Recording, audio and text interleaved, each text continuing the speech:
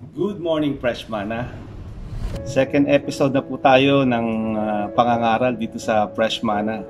Sana po by this time nakapag-subscribe na po kayo, na-like na po itong video na to, at suportahan niyo po ako na maipagpatuloy ko itong ministry na to. Ang ating pong second episode na tatalakayin po natin ngayon, why is it important to know and read your Bible in regards to your faith? Napakaganda po itong topic na to. Sana po matuto tayo. Bakit po mahalaga itong topic na to, mga kapatid? Una po sa lahat, mga kapatid, real talk po tayo, yung tunay po. Wala po tayong itatago. Kung mapapansin niyo po, mga kapatid, sa mundong ito ngayon, napakarami na pong mga bagong relihiyon ang nagsusulputan.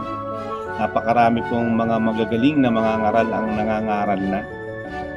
Napakarami po ng mga bagong turo na nakamamangha. At mga kapatid, kung papansinin niyo itong mga ngaral na to, magagaling sila. May mga point sila. Pag pinakinggan mo, talagang mape-persuade ka, mga kapatid. Pero mga kapatid, ang importansya ng pagkakaalam mo sa Biblia mo at binabasa mo to at meron kang passion na alamin at basahin ang Biblia mo. Mga kapatid, nag-uumpisa pa lang mangaral ng mga ngaral, alam mo na kung ang pinapangaral niya totoo o hindi totoo. No one can persuade you, no one can toss and throw you kung alam mo ang salita ng Diyos. Ganun po siya ka-importante. Ngayon po, bakit po natin kailangang alamin o basahin ang ating Biblia in regards po sa ating pananampalataya? Ang number one point ko po, to know God and to know His will. Bakit po importante yan, mga kapatid? Mga kapatid, ito pananampalataya mo to. Heart to heart talk tayo ulit. Ang pananampalataya mo ang magbibigay sa iyo ng kaligtasan. So, ibig sabihin ang pinaka-importanteng bagay sa buhay mo ngayon, kaligtasan, hindi po yung yaman mo, ipon mo, o anumang meron ka. Mga kapatid, hindi mo naman madadala yan pagka tayo po ay pumanaw na. Ngayon, mga kapatid, importante po na alamin natin yung salita ng Diyos. Bakit po? Mas accurate po na malaman po natin ang kalooban at pagkakakilala natin sa Diyos, sana susulat. Napag-aralan po natin sa first episode na ang Biblia po ay God-written word. Ito po ay breathed by God, inspired by the Holy Spirit. Isipin niyo po, mga kapatid, kung ang pananampalataya mo ngayon ay nanggagaling lang sa salita ng tao at aral ng tao, o sinabi nila na nabasa nila yung salita ng Diyos, o galing sa Diyos to, from mouth to mouth, and pass it from person to person, definitely yung information mo deteriorated na. Napag-aralan na po yan, kahit nga po sa game ginagamit yan. One information, ibigay mo sa unang tao, tapos magbigay ka ng 10 tao o 5 tao, pagdating po doon sa end, kita niyo po, napaka-deteriorated na ng information. So kung ang ating pananampalataya, pagkakakilala sa Diyos at paniniwala tungkol sa Diyos ay galing lamang sa bibig ng tao, definitely po, mga kapatid, deteriorated na po, mali po, wrong information kung ano ang alam mo tungkol sa Diyos. Hindi po ba napaaganda na ang pananampalataya mo ay galing mismo sa bibig ng Diyos kaysa sa bibig ng tao? Mahalaga po yun, mga kapatid. Sabi po sa Bible, Matthew chapter 4, verse 4, Jesus told us, the scripture says, people do not live by bread alone, but every word that comes from the mouth of God. Ang pagkabuhay po natin, hindi lang po sa pagkain o sa mga material na bagay, kundi sa salita ng Diyos.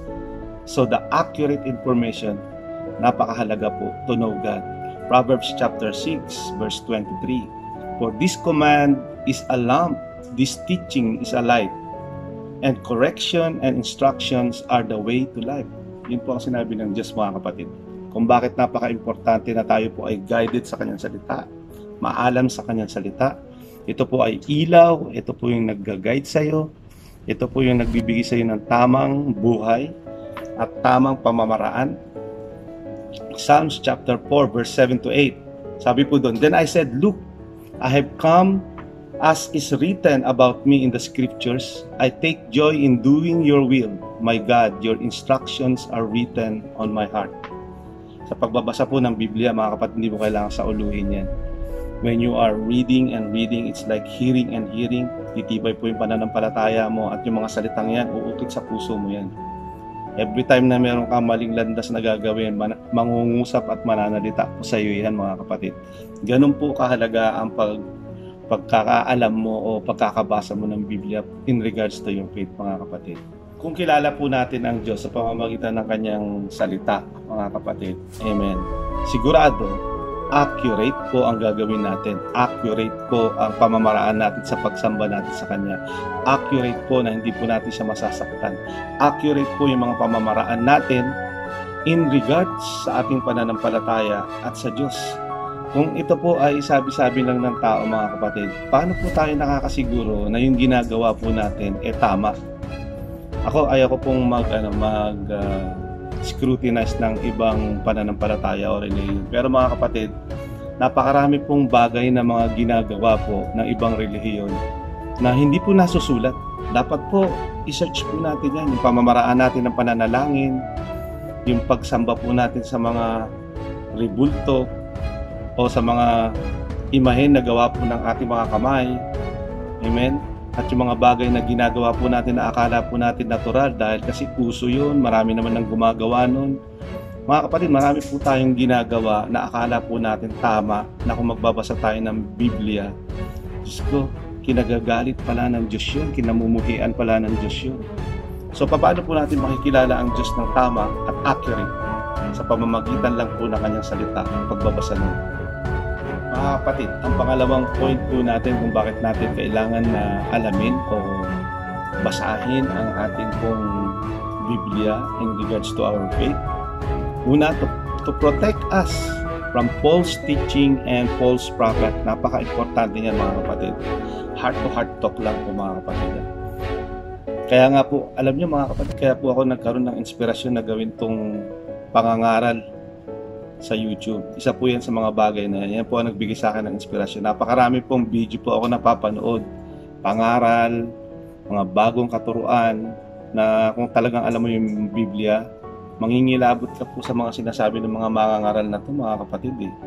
Kung alam mo ang salita ng Diyos at nababasa mo ang salita ng Diyos, which is the Bible, mapoprotektahan mo yung sarili mo sa mga maling aral. Importante po ba yan? Ayon po sa nasusulat sa 1 John chapter 4 verse 1, God says, "Dear friends, do not believe every spirit, but test the spirit to determine if they are from God, because many false prophets have gone out into the world." Biblia na mismo, mga kapatid. Napakarami pong nasusulat tungkol sa pagwawarn o babala para po hindi po tayo ma-persuade ng mga false prophet na nagsasabi na sila ay may katotohanan ng daladala. Matthew chapter 24 verse 24 to 26, sabi po doon, "For false Messiah and false prophet will appear and perform great signs and wonders to deceive, if possible, even the elect. Remember, I have told you ahead of times. So then, if someone to you, look, he is in the wilderness, do not go out, or look, he is in the inner rooms, do not believe him." Yan po, mga kapatid, kung gaano ka-importante yan, mga kapatid. Ang sabi dito sa salita ng Diyos, even the elect. Ibig sabihin po ng elect, yung maalam na, malalim na ang pananampalataya. Kaya pa rin pong ma-deceive ng mga false prophet na to because they are doing signs and wonders. Gumagawa to ng mga milagro, mukhang totoong-totoo. Kung hindi mo po alam ang salita ng Diyos, mga kapatid, kagaya niyang nasusulat na yan, na tayo po ay wina-warningan tungkol dito sa mga false prophet na to na magsasabi na sila ay divine, na sila ay kapantay ni Jesus, na sila ay pinadala ni Jesus o pinadala ng Diyos. Mga kapatid, gamitin naman po natin yung ating logic. Yung spirito natin nangungusap na pero dahil po sa spiritong ito, mabubulag ka na sumunod sa mga pangangaral na mali. Ito po, gusto ko pong tandaan nyo to at ilagay nyo po sa inyong mga puso, mga kapatid. Gusto ko po kayong bigyan ng kaliwanagan dito mga kapatid. Meron pong dalawang bagay lang po ang purpose ng mga ngaral kung bakit po siya nangangaral ngayon. Sabi ni Jesus nung siya ay namatay na sa krus, "It is finished." Ang lahat po ng gawa para sa iyong kaligtasan, tapos na. The moment po siya ay nabuhay na magmuli in 3 days, tapos na po. Wala na pong dapat na bagong aral o dapat na may maririnig ka ng mga bagong revelation. Wala na po. Every fresh manna, mga kapatid, o fresh revelation will come from what is already written, which expounded to make it more clarity, mga kapatid. So, ang dalawang purpose po kung bakit po tayo nangangaral ngayon, mga kapatid. Una, yung purpose na to evangelize, para po makaalam o makakilala yung mga taong hindi pa nakikilala ang Panginoon. Para po sila, mailapit po sila sa Diyos. Yun po ang ibig sabihin ng evangelism. Pangalawa, kung bakit ka kailangan mangaral, mga kapatid, para mag-disciple, para i-mentor mo yung mga tao na mabuhay kung ano po yung dapat na buhay o kultura ng langit. Para mabuhay po ng righteous living. Yun lang po. Wala na po tayong dapat na ibang purpose pa para mangaral. Napakalinaw naman po doon sa Great Commission kung bakit tayo kailangan mangaral. Kung babasahin po natin yung Matthew chapter 28 verse 18 to 19. "And Jesus came and spoke to them, saying, All authority has been given to me on heaven and on earth." Ito po yung inutos niya, "Go therefore and make disciples to all nations, baptizing them in the name of the Father and of the Son and of the Holy Spirit, and teaching them to observe all things that I have commanded." Yun po. Una po, yung unang part, sabing ganun, "Go ye therefore and preach the gospel to all nations." Para po makakilala sila, para po sila ay mapabilang sa mga taong ligtas. Pagkatapos, turuan po sila ang all things that He is commanded. Kaya po, kung talagang mga mangangaral ka, hindi ka po dapat lumalagpas doon sa Great Commission ni Lord. Otherwise, na-overshoot nyo po yung utos. Ito nga yung pinaka-importanting salita ng Diyos na nasusulat tungkol dito sa pangangaral na dapat po natin tandaan, at even yung mga mangangaral, tandaan nyo po to. Galatians chapter 1 verse 8, "Let God curse fall on anyone, including us, or even an angel from heaven, who preach a different kind of good news than the one we preach to you." Napaka-importante po niya, mga kapatid. Kahit may bumabang anghel sa iyo at mangaral ng mga bagong aral na hindi aral na galing po sa ating mga unang mangangaral, mga kapatid, which is already written, curse will fall upon you. Napaka-importante po nun, mga kapatid. Kung magtuturo po tayo ng mali, curse will be upon us. We should not believe on every teaching. At ito po yung pinaka-final point na iiwan ko po sa inyo. Reading the Bible allow us to be certain of what God said, and the Bible is our final authority. Ang Biblia lang po, mga kapatid, na makapagbibigay ng katotohanan sa ating pananampalataya. Ang salita ng Diyos lamang po ang mag-a-affirm ng katotohanan sa iyong pananampalataya. John chapter 17 verse 17, "Sanctify them by the truth, and your word is truth." Ang katotohanan po ay ang salita ng Diyos, and we need to sanctify every faith, every human being by the truth, and that is the word of God. Matthew chapter 24 verse 35, "Heaven and earth will pass away, but my words will never pass away." 2,000 years na po. Marami na pong sumira, marami na pong nagkritik, marami na po ang nagsabi tungkol sa Biblia. But until now, lamang pa rin ang population ng mga taong naniniwala sa Biblia. Ito po ay buhay, ito po ay nagbabago ng buhay ng tao. Ito po ang nagbibigay ng kaligtasan. Psalms 119 verse 89, "Your word, Lord, is eternal. It stands firm in heaven." Hindi po masisira. Wala pong sinong mang tao, wala pong sino mang leader ngayon o powerful leader ang makapagsisira o makakapagwasak ng salita ng Diyos. Tandaan niyo po yan. Alamin po natin yung salita ng Diyos. Napaka-importante po na malaman mo yung salita ng Diyos. Huwag niyo pong i-rely sa kahit sinong tao ang iyong kaligtasan. Huwag niyo pong i-rely sa kahit sinong tao ang iyong pananampalataya. Gamitin po natin yung ating pong logic paminsan-minsan. Ito pong ginagawa ba natin tama? Ito pong mga bagay na ginagawa natin para sambahin siya. Minsan po yung mga ginagawa natin at pamamaraan natin na sambahin ng Diyos, hindi naman po natin pala siya napapangiti doon. Kung di nasasaktan natin siya, kinagagalit niya. Kaya po mga kapatid, gusto ko po maintindihan nyo, si Jesus po, ibinigay ng Ama, hindi po para bigyan po tayo ng bagong relihiyon o relihiyon.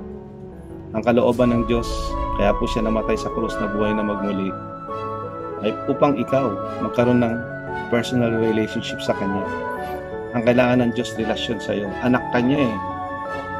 Kaya sana po dapat magising po tayo dun sa mga bagay na yun. Huwag po tayong masyadong mabilib sa mga magagandang aral. Huwag po tayong masyadong manampalataya sa aral lamang ng tao, mga kapatid. Gusto ko pong maintindihan nyo, kung ano pong meron ang tao, meron ka din eh. Wala pong special dun, mga kapatid. Kung ano karunungan meron ng tao, meron ka din. Minsan nga, yung mga nangangaral na to, yung mga magagaling na mangangaral na to, may pinag-aralan ka pa. So, wag po tayo mag-rely sa mga aral lang. Alamin po natin, tayo mismo magsaliksik, mag-aral. Alamin po natin yung katotohanan. Ang katotohanan, ang pinaka-importanting bagay para sa iyong pananampalataya, para po sa iyong kaligtasan, at ang katotohanan na to ay matatagpuan lamang sa salita ng Diyos, ang Bible. Basahin mo po ito, alamin mo po ito para sa ito. Salamat.